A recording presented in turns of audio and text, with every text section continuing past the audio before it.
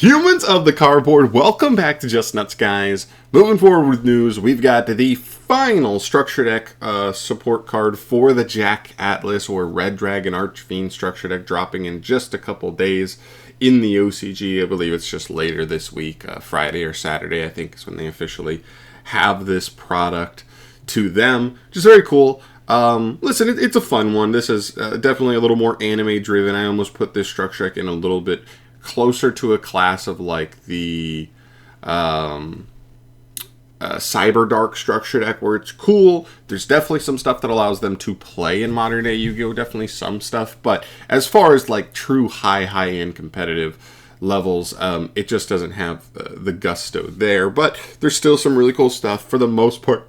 Excuse me. I felt like most of these cards were actually pretty dang solid cards. And this last one is no exception. They really did finish with a good one. This is Crimson Gaia, a continuous spell card. You can only use the first, second, and third effect of this card's name each once per turn. 3 effect Rhoda. Sounds good to me.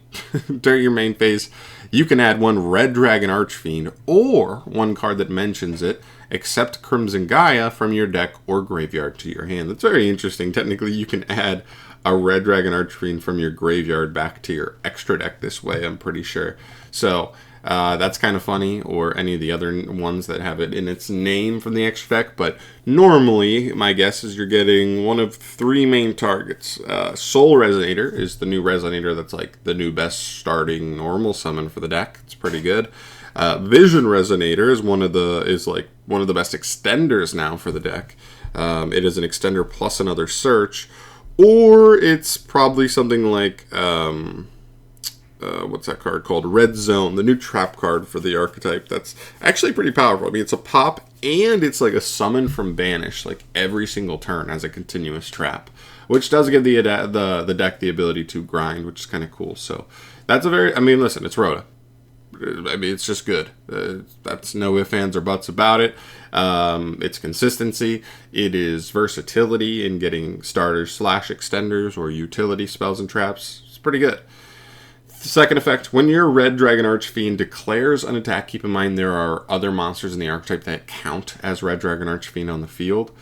You can change all the monsters your opponent controls to face down defense position. That's actually not bad at all. That is like essentially could be non-targeting removal in a sense, because you could attack something, flip it face down, book your opponent's entire board, and if something was untargetable, undestructible, that means you could then make go into maybe a different extra deck monster that can remove just bodies on the field, and maybe it does target or whatever, and that allows you to go after certain monsters. So that is kind of cool. Or, lower defense than attack allows you to get over certain things, stuff like that. That's a nice little utility effect. I could really see that one coming up.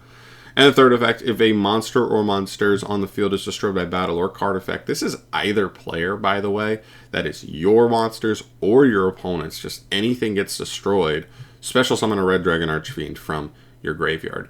I'm not gonna lie, as far as Rhodas or just good cards already that have bonus effects, these are 2 pretty decent bonus effects. I think the third one's even better than the second one, because that just lingers, and now it's going to deter your opponent once you put anything engraved from wanting to really destroy anything. It's really going to restrict the way they're going to want to play, because you're floating so much.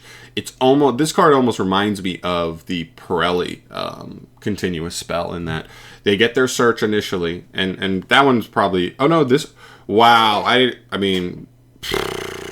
dumb because I didn't even mention this earlier. This is a during the main phase card, and that's also another thing that's very broken as well with continuous or field spell Rhodas that work this way.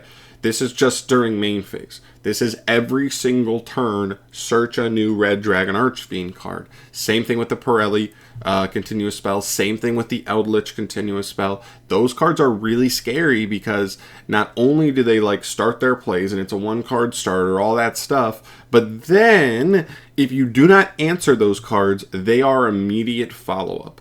And same thing. So if you don't out this card, at some point, not only is it getting your opponent to search every single turn, but they get the ability to complete Book of Moon your entire board at points in the battle phase, as well as if you ever try to destroy anything, or hell, if they destroy something on your field, it may not even be entirely up to you. They're going to get like free big bodies back onto the field, and this is even during battle phase and stuff. So they could attack over something, get another 3k body back, and just keep pushing in the battle phase. I think this card's actually really good for a Rhoda. I read it the first time, and I was like, oh, yeah, it's a Red Dragon Archery Rhoda, but I think both bonus effects are legit. I think the first effect being a main phase searcher, not a on activation, is pretty insane too, and it's pretty dang good. So this is definitely a super welcome addition to the structure deck.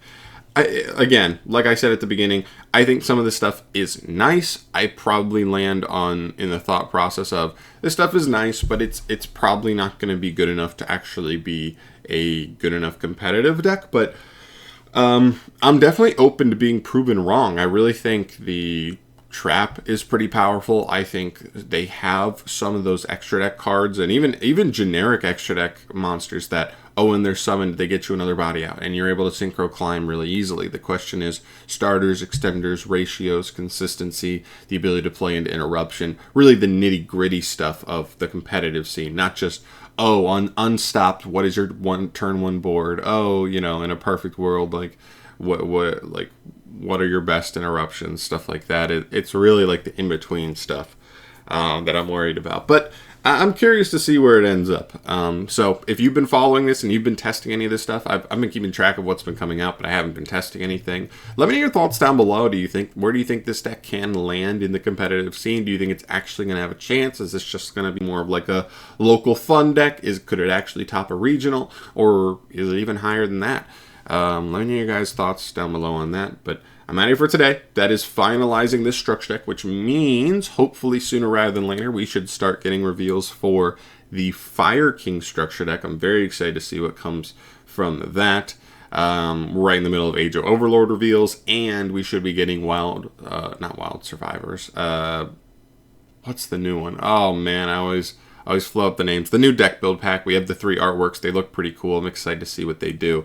Hopefully we'll get some cards revealed for those in the next couple weeks as well. But I'm out of here for today. Thank you so much for watching. As always, subscribe to the channel for more stuff from me down the line, and I'll see you guys in the next video. Peace.